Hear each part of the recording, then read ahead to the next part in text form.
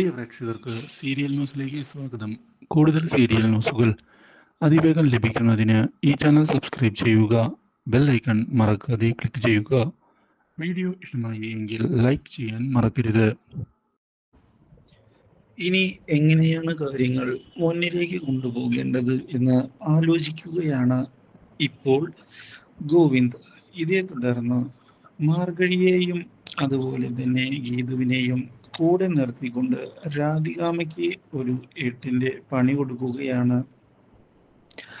രാധികാമ്മ സ്വത്തുക്കൾ സ്വന്തമാക്കുന്നതിന് വേണ്ടിയുള്ള നീക്കങ്ങളുമായി മുന്നിലേക്ക് പോകുമ്പോൾ എല്ലാവരുടെയും മുന്നിൽ വെച്ച് രാധികാമ്മയെ കൈയോടെ പിടികൂടുകയാണ് ഇപ്പോൾ ഗോവിന്ദ്.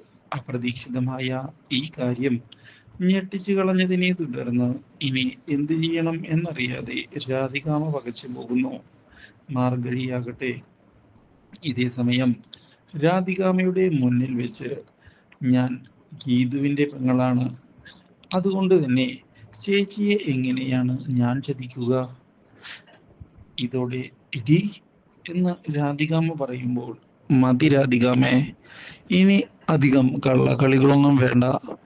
സ്വത്തുക്കൾ സ്വന്തമാക്കുന്നതിന് വേണ്ടി പലതവണ നിങ്ങൾ പല ചതികളും നടത്തിയിട്ടുണ്ട്. പലതവണ നിങ്ങളോട് ഞാൻ ക്ഷമിച്ചിട്ടുമുണ്ട്. പക്ഷേ ഇനി അതില്ല.